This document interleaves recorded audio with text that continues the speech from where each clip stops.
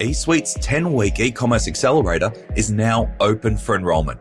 Our very first accelerator earlier this year was a huge success with 54 graduates who are now putting their skills to use to further their e-commerce careers.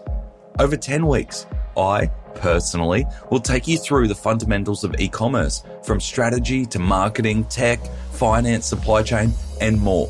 We've made this course 100% remote and flexible to fit around your busy life, with recorded live classes, an active community, over 20 cheat sheets, and more than 600 pages of e-commerce content.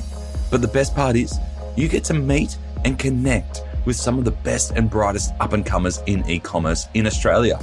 Enrollments are now open, and class kicks off on Tuesday, August 23. So, whether you want to enroll as an individual or, sneaky hint, persuade your boss to enroll the whole team, head on over to esuitetalent.com.au/accelerator to enroll online today. I hope to see you in there. Welcome to The Checkout. We catch up with previous Add to Cart guests and ask them 5 quick questions to get to know them better and leave you with a little extra inspiration to get you through your Friday. Today's checkout features Harry Sanders from StudioHawk.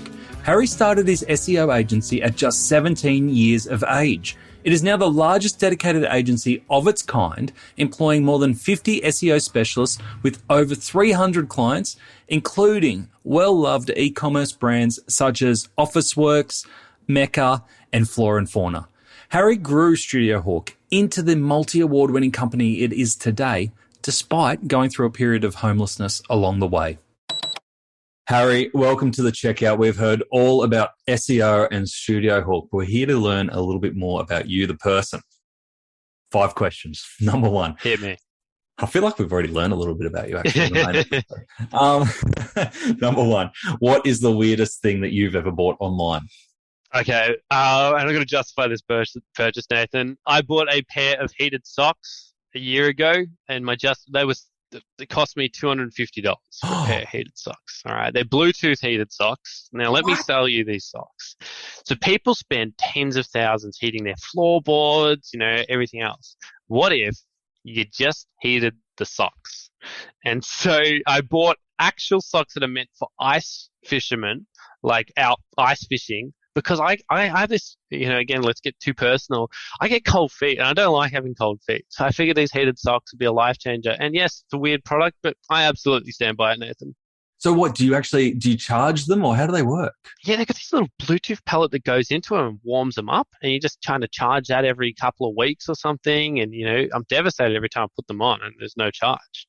But yeah, that's probably the weirdest purchase and the one that copped the most flack. Because, you'd go through your purchases. And the worst thing was I put that, when you're selecting the card, I put it on the wrong account. I put it on the business account. So I had to pay that back to my personal account. It's obviously not a business expense. But I had to explain to, my practice manager what the hell that purchase was. And she wasn't on board. Yeah, we had one of our team recently put some underwear purchases on the work credit card by mistake. It's very unfortunate, isn't it? Very unfortunate. All right, number 2, who is your favorite retailer? Oh, my favorite retailer. I'm a sucker for any retailer that, I guess my background, that specializes in something. Like, I love retailers like Just Spas or Mr. Pullman or, even Reese Plumbing, like anything like Officeworks, the kind of retailers that you're like, I need this. I know exactly where I'm going to go. Evolve Skateboards. They know what they do and they do it well. And so I get email communication about exactly what I want from them. I get the right follow-up, the right, engagement, the right user flow, anything like that that's really good.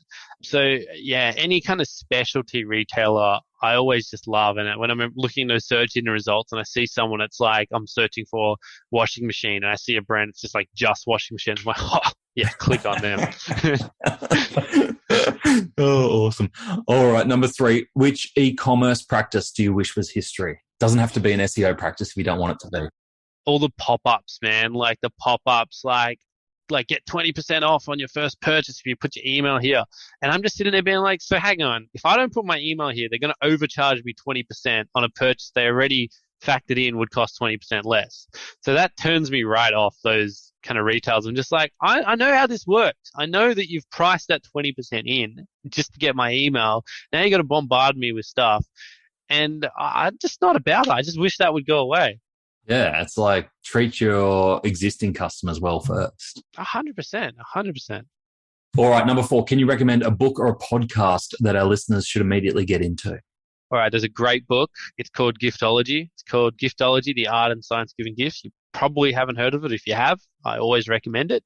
It is like a 2-hour book, which is my favorite read. It gets to the point and then gets out of your life. You know, it's not trying to reinvent your life or anything. The whole book is about how to make people feel special and valued.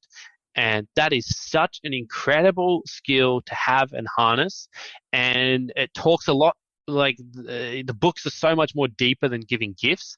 It's about remembering, celebrating, and understanding the way that people want to be connected. So 2 hours of your time and it will change the way that you think about appreciating people. That's a great tip. I'm onto that straight away. I love it. And number 5, finish this sentence. The future of retail is? The future of retail is building brand again. You know, we spoke about this a lot in the episode, but a lot of retail is now shifting from, you know, spend a punch on paid ads and own that channel to now, how do I actually own a brand? What are the guys like Mecca and the real killers that we all look at do well? And it's not they don't have the best paid ad strategy. That's not why they do well. They have a great brand. And so if you can build a great brand, then that's the future of retail. If you're just focusing on, you know, those quick wins all the time, you might build a business, but it might go south just as fast. But if you build a brand, that'll be around forever. Very well put. Harry, thank you so much for joining us on the checkout. Go enjoy those socks. Thank you, Nath. I will. To hear more from Harry, jump back into episode 185, where Harry shares how a video game started his love affair with SEO, which SEO metrics are BS and which ones really matter, and why information architecture is crucial to effective SEO. Go nerd out, you SEO lovers. Thanks for listening, and until next time, keep adding to cart.